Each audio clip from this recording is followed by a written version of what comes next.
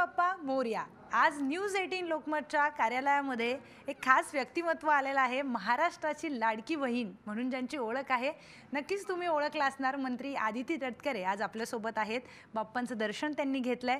ताई नमस्कार आणि सगळ्यात आधी न्यूज 18 लोकमतमध्ये आपलं खूप खूप स्वागत आहे. धन्यवाद.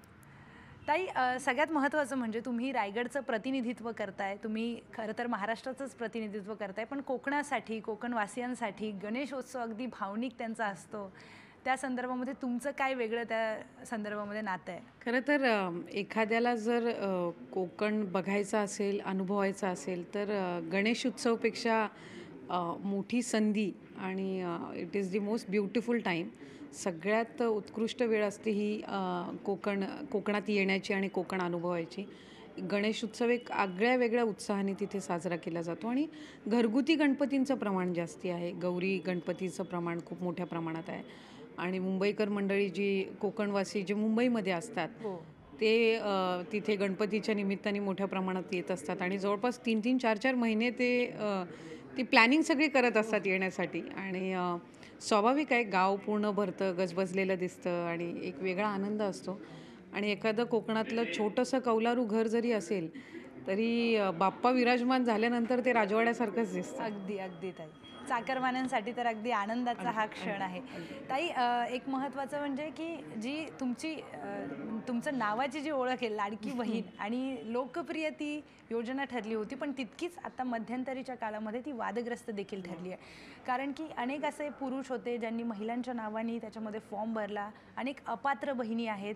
मग त्यांच्यासाठी आता पुढे कसं नियोजन आहे? ज्या बहिणी अपात्र आहेत त्या तर नाराज झाल्यात आणि जे पुरुष आहेत त्यांनी महिला म्हणून फॉर्म भरला, त्यांच्यासाठी काय नेमकी कारवाई त्यांच्यावर होणार आहे? साधारणपणे ज्या वेळेला ही योजना जून महिन्यामध्ये 2024मध्ये लॉन्च झाली, जुलैपासून आम्ही त्याचं रजिस्ट्रेशन सुरू केलं आणि साधारणपणे ऑक्टोबरपर्यंत त्याचं रजिस्ट्रेशन हे सुरू राहिलं. आम्ही ज्या वेळेला ही योजना आखली होती त्यावेळेलाही साधारणपणे 2 कोटी ते 2.5 कोटी लाभार्थी असतील असं एक आपलं जे काही लोकसंख्या आहे आणि त्याच्यामधला हा जो एक विशिष्ट घटक आहे म्हणजे 2.5 लाखापेक्षा कमी उत्पन्न असणं किंवा ज्यांच्याकडे पिवळं आणि केशरी रेशन कार्ड आणि या सगळ्या बाबी जर लक्षात घेतल्या तर साधारणपणे ती संख्या तितकी होईल असा अंदाज होता.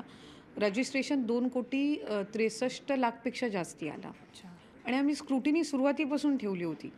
पण प्रत्येक विभागाकडे आपापला एक डेटा असतो ज्याचा ॲक्सेस हा दुसऱ्या डिपार्टमेंटकडे कधीही नसतो आणि तो डेटा आपल्याला त्या विभागांकडून रिक्वेस्ट करून विनंती करूनच मागून घ्यावा लागत असतो. तसंच आम्ही कृषी विभाग असेल, अन्न व नागरी पुरवठा विभाग आहे, त्याच्यानंतर मग माहिती तंत्रज्ञान विभाग आहे त्यांच्याकडून, अशा वेगवेगळ्या विभागाकडून, सामाजिक न्याय विभाग आहे यांच्याकडून आम्ही त्या संदर्भातली माहितीही मागवत होतो. आचारसंहिता ज्या वेळेला लागू झाली त्यावेळेला मधल्या 2-3 महिने कालावधीमध्ये ही सगळी प्रक्रिया बंद होती स्क्रुटिनी आणि त्याच्या आधी सुरू होती आणि 2,63,00,000पैकी जवळपास 2,43,00,000, 2,47,00,000 इतकी आपली लाभार्थ्यांची संख्या ही 3-4 महिन्यासाठी त्या ठिकाणी होती. त्याच्यानंतर नमो शेतकरी योजनेचा आम्हाला डेटा मिळाला.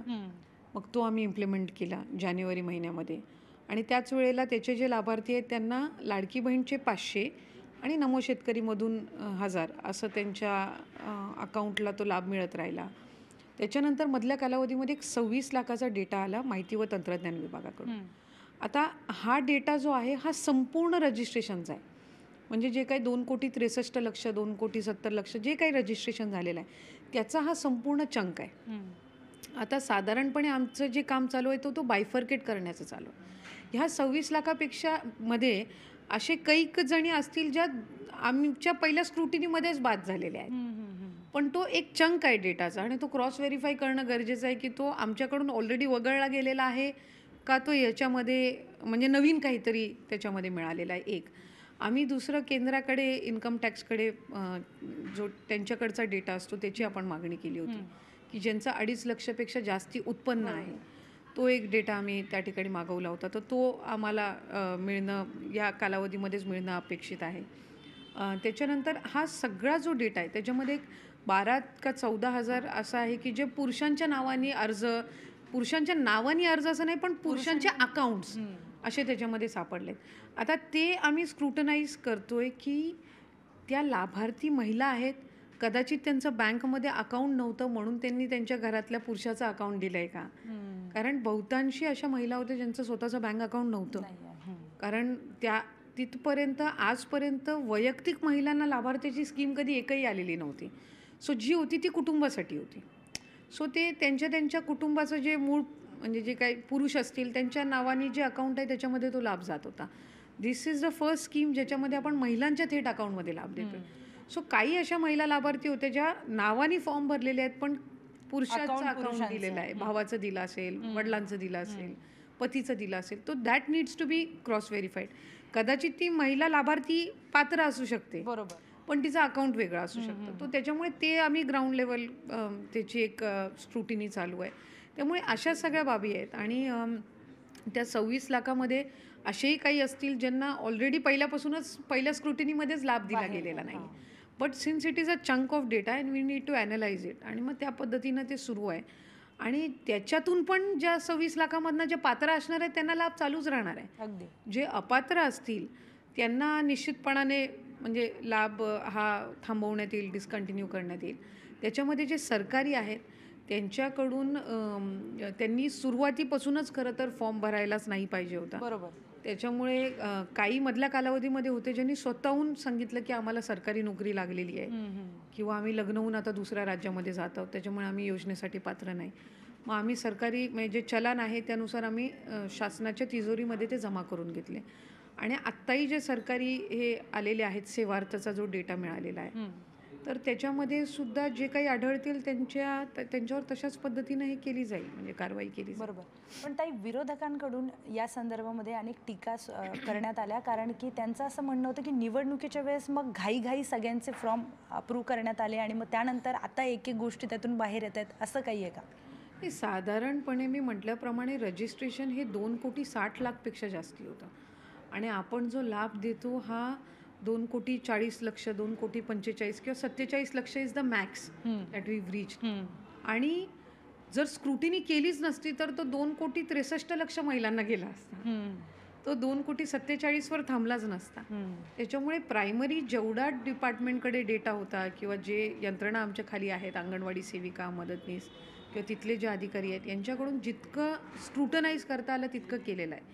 पण वेगवेगळ्या डिपार्टमेंटचे जे डेटा असतात, म्हणजे आता उदाहरणार्थ समजा मी एखाद्या योजनेमध्ये लाभ घेते, ती कृषी विभागाची असेल तर याची माहिती महिला बालविकास विभागाकडे असण्याचं काहीच कारण नाही. हा डेटा हा त्याच विभागाकडे असणार आणि त्याचा ॲक्सेस हा महिला बालविकास विभागाकडे असणं हे काही शक्य नाही. Because every department has their own individual data which is not accessible to the other department. दुसऱ्या विभागाला तो ॲक्सेसिबल असण्याचं काही कारण नाही. जसं जसं त्या विभागाकडनं तो प्राप्त होतोय तसं आम्ही या ह्याच्यामध्ये इम्प्लिमेंट करत चालू आहे, बदल करत चाललेलो आहे.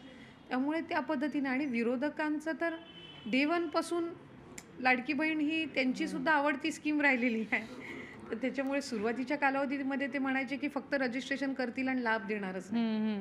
आज आम्ही एक वर्ष यशस्वी वर्ष आम्ही पूर्ण केलेलं आहे. त्यांच्याकडून हा पण प्रश्न आहे की 2100 कधी मिळणार? 2100 लवकरच करू.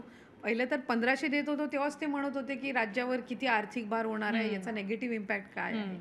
आणि आता ज्या वेळेला त्यांना कळते की लाडक्या बहिणी जरा महायुतीच्या सरकारकडे वळतायत त्यावेळेला मग दुसरा विषय सुरू आहे. पण 2100 5 वर्षाच्या कालावधीमधलं आमचं आश्वासन आहे आणि योग्य वेळी ते नक्कीच महायुतीचं सरकार पूर्ण करेल.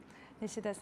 ताई, काल मराठा आरक्षणासंदर्भामध्ये जो काही GR काढण्यात आलेला आहे त्या संदर्भामध्ये OBC समाज आक्रमक झाला आहे. महाराष्ट्रभर त्यांच्याकडून आंदोलन होत आहेत.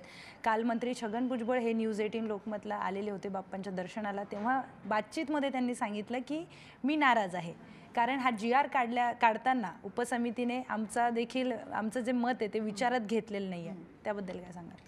एक तर याच्यामध्ये सगळ्यांची सुरुवातीपासून हीच भूमिका राहिली आहे की मराठा समाजाला आरक्षण मिळालं पाहिजे. त्यामुळे त्याच्याबद्दल कोणाचंच दुमत नाही आहे. म्हणजे अगदी भुजबळ साहेबांचंही त्याबद्दल काही हे नाही आहे की मराठा समाजाला आरक्षण मिळालं पाहिजे. पण ते आरक्षण मिळत असताना OBC घटकाच्या आरक्षणाला धक्का लागू नये ही सगळ्यांची प्रामुख्याने भूमिका आहे आणि ती रास्तसुद्धा आहे. साधारणपणे OBC समाजाच्या एकंदर आरक्षण मिळत असताना वेगवेगळे घटक त्याच्यामध्ये सुद्धा समाविष्ट आहेत. अनेक वर्षांचा OBC घटकाचा सुद्धा संघर्ष राहिला होता त्यांचं आरक्षण मिळवताना. आणि टेक्निकली लॉजिकली पूर्ण सगळ्या ह्याच्यानी त्यांना ते आरक्षण मिळालेलं आहे. त्याच्यामुळे आज मराठा समाजाला आरक्षण मिळत असताना त्यांच्या प्रचलित असणाऱ्या आरक्षणाला धक्का लागू नये ही भूमिका ही सगळ्यांचीच त्यानिमित्ताने आहे. भुजबळ साहेबांनी नेहमीच ओबीसींचे हक्क आहेत, त्यांचे अधिकार आहेत, त्याबद्दल ते नेहमी अग्रेसर राहिलेले आहेत. प्रदीर्घ अनुभव त्यांचा आहे. आणि काल मला वाटतंय मी कारण GSTच्या बैठकीसाठी प्रतिनिधित्व करायला, त्याच्यामुळे मी मंत्रिमंडळाच्या बैठकीमध्ये नव्हती. पण जे काही त्याच्यानंतरची जी हे आहे त्यानुसार राज्याचे मुख्यमंत्री फडणवीस साहेबांनी त्यांच्यासोबत संवाद साधलेला आहे. आणि जे काही गैरसमज असतील किंवा जी काही कन्फ्युजन असेल ते त्यांनी दूर करण्याचंही त्याच्यामध्ये भूमिका घेतलेली आहे. शेवटचा आणि सगळ्यात महत्त्वाचा प्रश्न, कालपासून उपमुख्यमंत्री अजित पवारांचा व्हिडिओ व्हायरल होतोय. एका IPS महिला अधिकाऱ्याला ते दमदाटी करताना त्या व्हिडिओमध्ये दिसून येत आहेत.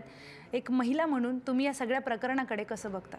एक तर एक महिला अधिकारी मला वाटतं त्या प्रोबेशनवर तिथे आहेत, रुजू झालेल्या आहेत आणि डिरेक्ट IPS अधिकारी ते आहेत. महिला निश्चितपणाने आता या प्रशासकीय कामकाजामध्ये किंवा इवन अधिकारी वर्गामध्ये पण महिलांची संख्या ही वाढताना बघून एका बाजूला नक्कीच त्या गोष्टीचा एक आनंद आणि अभिमानसुद्धा आहे. आणि चांगल्या पद्धतीनं आपापल्या ठिकाणी ते कामही करत असतात. नवीन त्याच्यामध्ये आपापल्या पद्धतीनं काही इनोव्हेशन्सही आणत असतात. कालचं किंवा परवाचं जे काही प्रकरण आहे ते एका ठराविक भागामध्ये जे काही शेतकरी आहेत किंवा तिथले जे स्थानिक आहेत त्यांच्या संदर्भातला तो विषय होता. आणि जी काही माहिती कदाचित उपमुख्यमंत्री महोदयांपर्यंत म्हणजे दादांपर्यंत गेली असेल ती शेतकऱ्यांच्या आणि स्थानिकांच्या बाजूची जी माहिती आहे ती त्या ठिकाणी तिथं गेलेली होती की त्यांच्यावर काही म्हणजे चुकीची काही कारवाई होती, थोडक्यात चुकीची माहिती त्यांच्यापर्यंत गेली होती. तर त्या एक दोन्ही गोष्टी असतात. एका बाजूला ज्याच्यावर तिथं काही कारवाई होत असते त्याची एक वेगळी बाजू असते, अधिकाऱ्यांची एक वेगळी बाजू त्याच्यामध्ये असते. त्यांच्यापर्यंत जे काही संपर्क झाला होता ज्यांच्यावरती कारवाई होते त्यांच्याकडून झालेला होता. त्याच्यामुळे ती होत असताना त्याच्यामध्ये दादांची भूमिका नेहमी हीच असते की जर एखादी गोष्ट चुकीची होत असेल, कारवाई चुकीची होत असेल तर ती त्यांनी तपासून घ्यावी आणि मग ती त्या पद्धतीनं त्यांनी योग्य ती भूमिका घ्यावी. जर ती योग्य असेल आणि ते नियमांचं कुठं उल्लंघन करत असतील तर त्यामध्ये त्यांनी नेहमी स्पष्ट भूमिका घेतलेली आहे. अगदी त्यांचा कार्यकर्ता किंवा पदाधिकारी असला तरी म्हणजे दंडात्मक कारवाई करण्यासाठी पण त्यांनी भूमिका ही स्पष्टपणाने घेतलेली आहे. त्याच्यामुळे जर तिथं चुकीचं होत असेल आणि नियमांचं उल्लंघन होत असेल तर त्या संबंधित अधिकाऱ्यांनी कारवाई करावी. आणि जर नसेल आणि जर तिथं खरंच जेन्युइन केस असेल आणि त्यांच्यावर अन्याय होत असेल तर ती पण भूमिका कुठंतरी ओपन माइंडेडनी संबंधित अधिकाऱ्यांनी बघितली पाहिजे. आणि साधारणपणे त्यांचा आवाज असा असल्यामुळे सगळ्यांना असं वाटतं की ते दम देत आहेत किंवा, पण तो कडक आवाज आहे. नेहमी ते साधारणपणे पण बोलत असतात त्यावेळेला आपल्याला असं वाटतं की ते रागावूनच बोलत आहेत किंवा दमच देत आहेत. आणि ते फोनवर बोलत होते, कदाचित कुठे प्रवासात असतील, व्हॉल्यूम थोडा वर खाली होत असतो. त्याच्यामुळे मला शक्यता आहेच, तशी शक्यता आहेच. पण ताई, एक महिला अधिकारी त्या आहेत, त्यांना माहिती आहे समोर उपमुख्यमंत्री बोलतात, तरी त्यांनी क्रॉस व्हेरीफाय करण्याचा 3 वेळा प्रयत्न केला की मग शेवटी दादा म्हणाले की मी व्हिडिओ कॉल करतो जर तुम्हाला जर इतकं कन्फ्युजन. मग आता त्यांच्या धाडसाचं कौतुक करून त्यांचा सत्कार केला जाईल का? कोणाच्या? महिला अधिकारी. एक तर कसं आहे की कुठलाही प्रशासकीय अधिकारी जरी प्रोबेशनवर असले किंवा जरी तिथं ते त्या ठिकाणी नियमित अधिकारी जरी असले तरी राज्याचे मुख्यमंत्री, राज्याचे दोन्ही उपमुख्यमंत्री, मला वाटते सरकार चालवणारे हे 3 महत्त्वपूर्ण घटक आहेत. मंत्री एक वेळ आम्ही समजू शकतो, कारण समजा जर दुसऱ्या जिल्ह्यातले असले त्या जिल्ह्यातले मंत्री त्यांना माहिती असणं स्वाभाविक आहे. दुसऱ्या जिल्ह्यातले मंत्री जर त्यांच्या खात्याशी काही संबंधित नसेल किंवा काही रोजचा संपर्क येत नसेल तर माहिती नसणं हे आपण एक वेळ समजू शकतो, म्हणजे नाही अशातला भाग नाही.